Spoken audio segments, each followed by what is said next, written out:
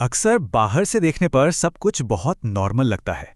हम सब अपने अपने काम कर रहे हैं, अपनी जिम्मेदारियां निभा रहे हैं। लेकिन अगर ईमानदारी से अपने भीतर झांक कर देखा जाए तो एक अजीब सी उलझन महसूस होती है। एक अनजाना सा तनाव। मनोवैज्ञानिक इसे हाई फंक्शनिंग एंग्जाइटी कहते हैं। एक ऐसी घबराहट जो हमें एक पल के लिए भी टिकने नहीं लेती। इस शोर से भरी दुनिया में जहां हर कोई बस भागे जा रहा है, वहां अपनी असली दिशा कैसे खोजी जाए। आज के इस विश्लेषण में हम इसी सच का सामना करेंगे। जरा इस नंबर पे गौर करते हैं। 90%। ये कोई मामूली आंकड़ा नहीं है। संयुक्त राष्ट्र और कई बड़े शोध बताते हैं कि भारत में 90% छात्र अपना करियर बिल्कुल आंखें बंद करके चुनते हैं। करोड़ों युवा जो बिना ये जाने कि उनका असली जुनून क्या है, बस इसलिए एक रास्ते पर चल पड़ते हैं क्योंकि समाज उसे सुरक्षित मानता है। और यहीं पर एक बहुत गहरा सवाल सामने आता है।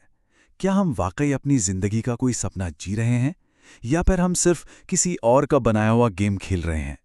ये सवाल थोड़ा चुभता जरूर है, लेकिन ये उस मानसिक थकान का असली कारण है जिसे आज की पीढ़ी रोज महसूस कर रही है। हम दौड़ तो हैं, पर मंजिल हमारी अपनी है ही नहीं। अब सवाल ये है कि ये सब शुरू कहाँ से होता है? हमारी सफलता का ये जाल असल में कैसे बुना जाता है? हम सबने बचपन से लेकर आज तक एक लाइन बहुत बार सुनी है, मेरा बेटा इंजीनियर बनेगा या मेरी बेटी डॉक्टर बनेगी। ये सिर्फ एक उम्मीद नहीं है, ये हमारे समाज का एक बहुत बड़ा सांस्कृतिक दबाव है। सुरक्षित करियर की इस अंधी चाहत ने लाखों युवा दिमागों को एक ऐसे चक्रव्यूह में फंसा दिया है जहां वे सालों तक उन नौकरियों की तैयारी करते हैं जो वे असल में कभी करना ही नहीं चाहते। लेकिन जरा इस पूरी प्रक्रिया का नतीजा देखिए। हर साल हमारे यहाँ करीब 15 लाख इंजीनियर बनते हैं, पर डेटा बताता है कि इनमें से मुश्किल से 20 से 25% ही असल में नौकरी के लिए तैयार होते हैं। और जो लोग काम कर भी रहे हैं, गैलेप की रिपोर्ट के मुताबिक उनमें से सिर्फ 14% ही अपने काम से खुश और संतुष्ट हैं। ये कितनी बड़ी विडंबना है। हमारा सिस्टम तकनीकी डिग्रियां तो बांट रहा है, लेकिन अंदर से गहरे नाखुश इंसान तैयार कर रहा है। और बात सिर्फ एक करियर के फेल होने की नहीं रह जाती।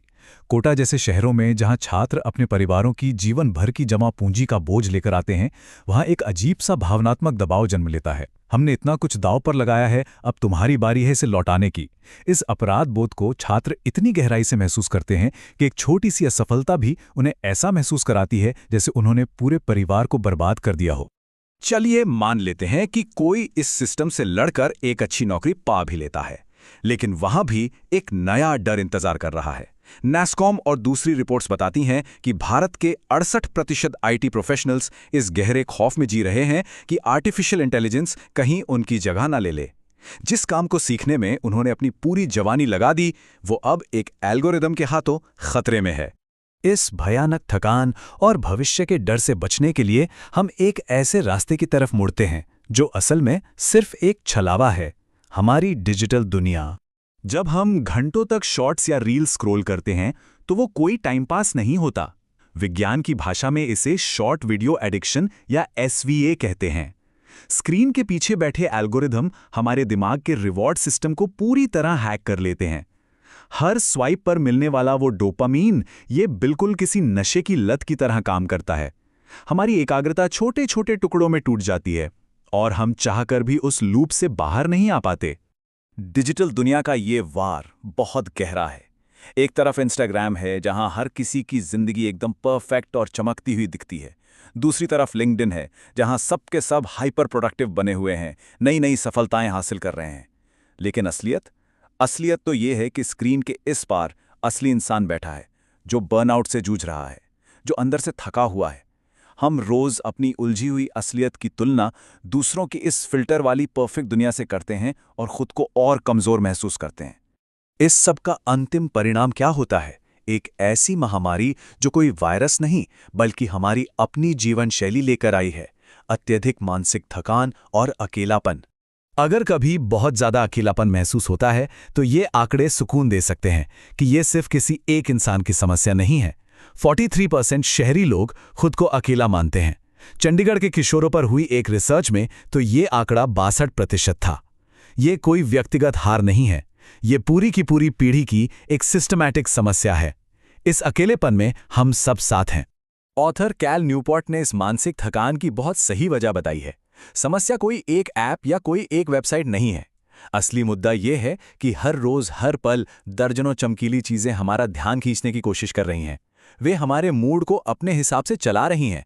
जब दिन भर हमारी ऊर्जा इस तरह से निचोड़ ली जाएगी तो जाहिर है कि अंत में सिर्फ खालीपन ही बचेगा। तो क्या यहां से वापसी का कोई रास्ता है?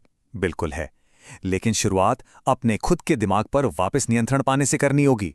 डिजिटल मिनिमलिज्म सिर्फ एक शब्द नहीं है, ये आज के समय की सबसे बड़ी जरूरत है। इसे किसी सजा या डिजिटल संन्यास की तरह नहीं देखना चाहिए। ये बस एक तरीका है अपनी जिंदगी और अपने सीमित ध्यान का कंट्रोल वापस अपने हाथों में लेने का। ये तय करने का कि तकनीक हमारे फायदे के लिए है, ना कि हमें इस्तेमाल करने के लिए। इसे जिंदगी में उतारने के कुछ बहुत ही प्रैक्टिकल कदम हैं। पहला, एक 30 दिन का डिटॉक्स। उन सभी ऐप्स को हटा देना जो सिर्फ समय सोखते हैं।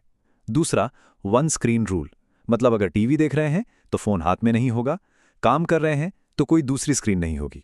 और तीसरा, उन पुराने ऑफलाइन शौक को वापस जिंदा करना जो सच में खुशी देते हैं। शुरुआत में ये बहुत अजीब और असहज लगेगा, लेकिन दिमाग को इस डोपामाइन लूप से बाहर निकालने के लिए ये ब्रेक बहुत जरूरी है। जब दिमाग का शोर कम होता है, तब बारी आती है अपने भविष्य को सुरक्षित करने की। एक ऐसा भविष्य जिसे कोई एआई खत्म नहीं कर सकता। इस विचार को नवल रविकांत विशिष्ट ज्ञान या स्पेसिफिक नॉलेज कहते हैं। ये हमारे कौशल, हमारे अनुभव और हमारी अपनी असल शख्सियत का एक ऐसा अनूठा मिश्रण है जिसे किसी स्कूल में नहीं सिखाया जा सकता और न ही कोई इसे कॉपी कर सकता है। यही वो असली ढाल है जो हमें भविष्य के डर और इस अंधी दौड़ दोनों से बचा सकती है। उनका एक बहुत ही शानदार विचार है जो पूरी सोच बदल सकता है। वो काम खोजें जो खुद के लिए तो खेल जैसा लगे, लेकिन दूसरों को वो मेहनत लगे। जब हम उस चीज पर काम करते हैं जो हमारी स्वाभाविक ताकत है, तो रोज की भागदौड़ कोई जबरदस्ती का काम नहीं लगती।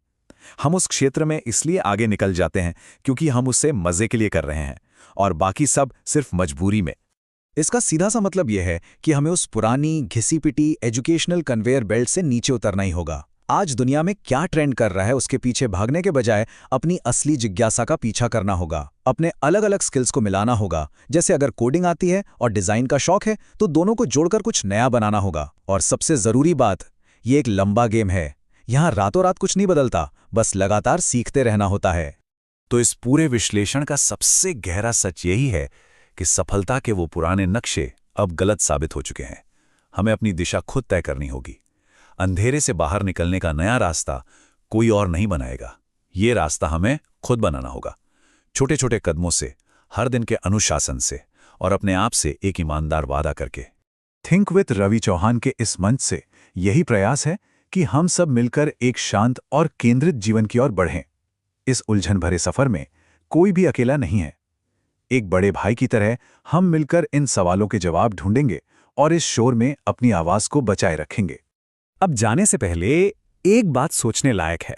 जब ये स्क्रीन अभी काली हो जाएगी, उसके ठीक बाद अपनी जिंदगी का कंट्रोल वापस लेने के लिए वो कौन सा एक छोटा सा कदम है जो उठाया जाएगा? जवाब अब हम सबके अपने हाथों में है।